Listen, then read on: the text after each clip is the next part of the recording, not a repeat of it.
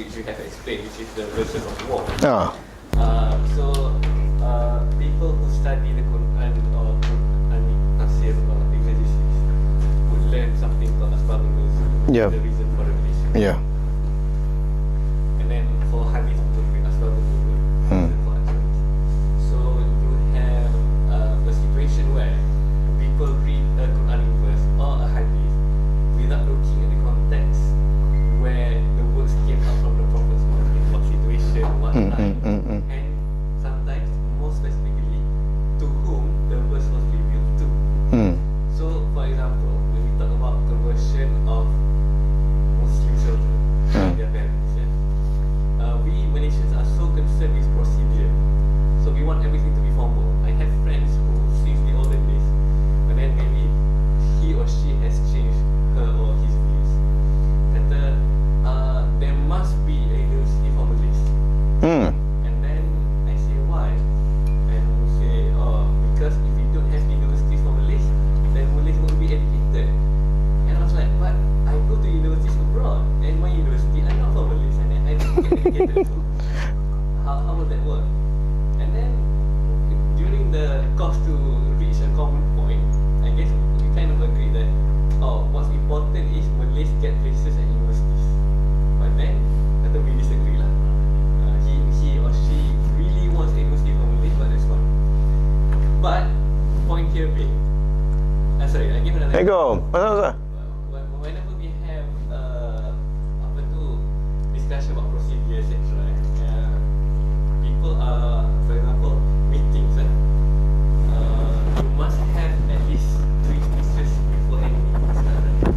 First, by whoever is the MC, like the MC, and then second, by whoever is most senior in the room, and then thirdly, by the chairman who is going to chair the meeting. And like, what's the difference between chairman and MC anyway? And why do you need to know? Mula-mula pengawas yang start perhimpunan and then pergi pada guru tugas, and then pergi ketua pengawas, dan guru tugas ke depan, and then berapa kanan baru ketua. Jadi meeting yang perhimpunan pagi yang patutnya 30 minit jadi sejam lebih. Ataupun recent example would be, you have an issue, you want to solve the issue, you spend 10 meetings trying to discuss the issue and doesn't even arrive at Sama tu lah. There you go. Ui, what are you doing? What are you doing?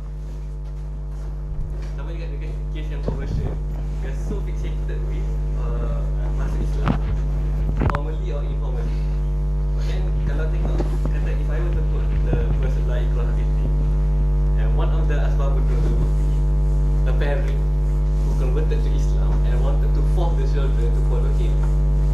And the verse was revealed, or rather one of the reasons why the Prophet, the words came out from the Prophet of la ikrah fiddin, tabayyana Rasulullah baik, was because of that. So clearly, the reason why God revealed that verse is to tell the parents that you can convert to Islam, but not your children, not without their consent, and not without their conscience. So that is very clear. A Muslim should recognize, for example, in this particular verse, parents cannot force convert the children, or at least when the children are small, they're not supposed to. They should make persuade, like dakwah, give dakwah to the children to convert on their own conscience.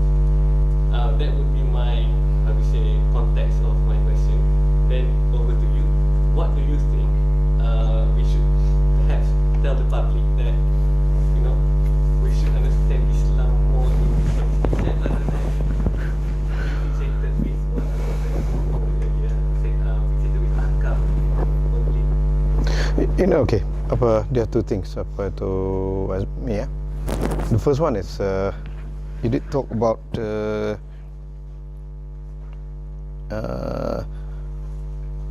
converting children to Islam.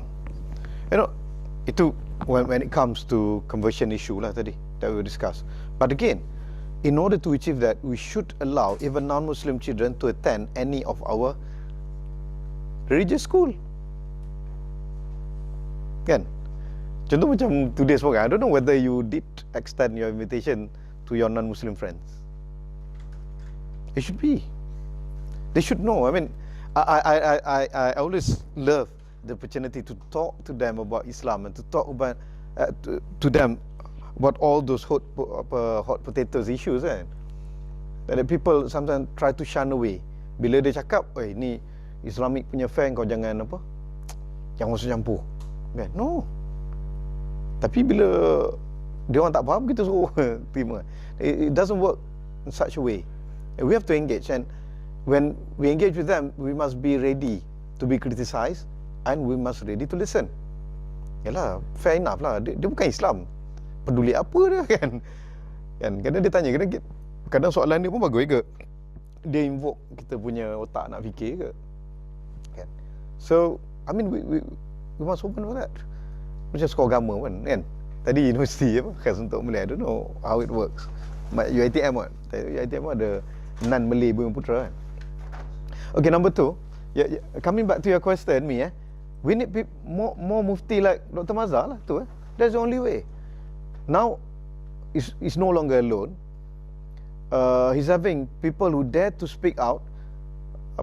Some of these new muftis can dare to speak out, but again, I mean, they need some courage.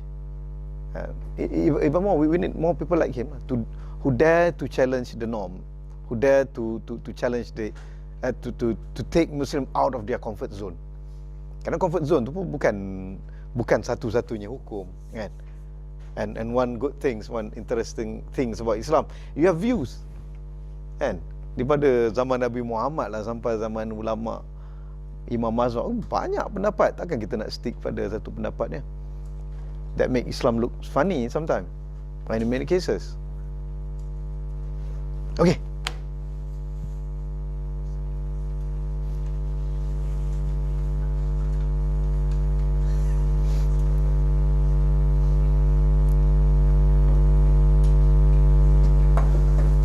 Minta Abang Azman potong ribin, pecah botol.